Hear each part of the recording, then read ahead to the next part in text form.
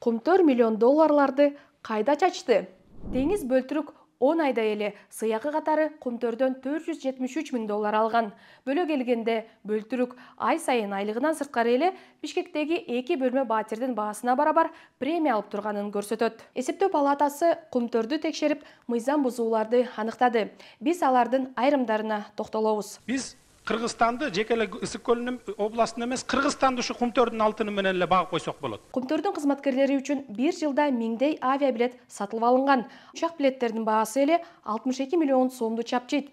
Баса кумтөрдө иштегендер VIP залдан учуп турган. Билеттер кумтөрдүн кызматкерлерине гана эмес, алардын үй бүлө мүчөлөрүнө дагы алынган. Маселен, деңиз бөлтүрүк убактылуу сырттан башкаруучу болуп турганда, өзүнө жана 5 үй бүлө мүчөсүнө Канада-Торонто багыты боюнча учкан билетин кумтөр алып берген. Кумтөр улутташтырылгандан кийин компания 800 кызматкерин 3 күн бою Кырчын этно комплексинде, Дордой Номад амфитеатрында жана Кыргыз деңизи санаториясында эс алдырган. Шаан Шөкөткө бюджеттен сырткары 4 миллион сомдон ашуун акча коротулган. Кумтөр башка жактарга 12 унаа берген.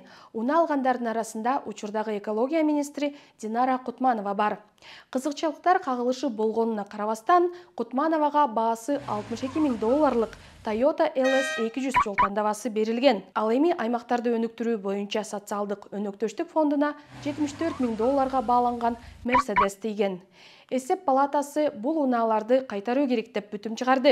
Калган машина кимге берилгенин мекеме ачыктаган эмес. Кумтөр жаңы кеңсеге көчкөндө Media Hub миллиондор кимдин чөнтөгүнө кетет деген суроо салып, жаңы кеңсеге көчүүнүн канчалык зарылчылыгы бар деп иликтөө чыгарганбыз. Аудит Кумтөр жаңы кеңсеге дээрлик 4 эсе көп каражат сарптаганын көрсөттү. Компания Orion бизнес борборуна айына 106 миң АКШ долларын төлөп турган. Эксперттер санап берет. Анда эмнеге бул эксперттерди жалдап барды? Бюджеттен мына могу отурганыбыздын бардыгыбыздын чөнтөгүнөн кетип атат. 47 миллион сом коротушту ушуларга берип. Жаңы кеңсеге көчөрдө эмеректер Италия, Турциядан сатылып алынган. Ал эми кеңсени жасалголоого атайын дизайнер жалданган. Буларга 180 миллион сомдой каражат кеткен.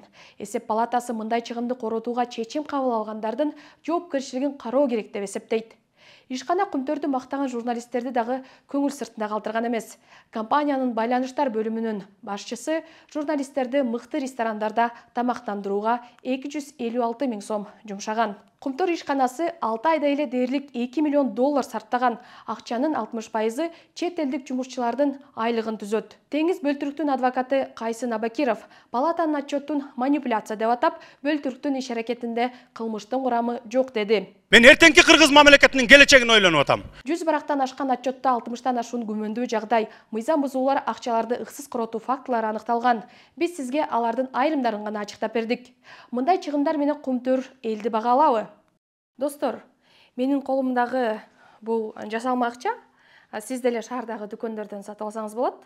Эртең анан суракка чакырып жүрбөсүн.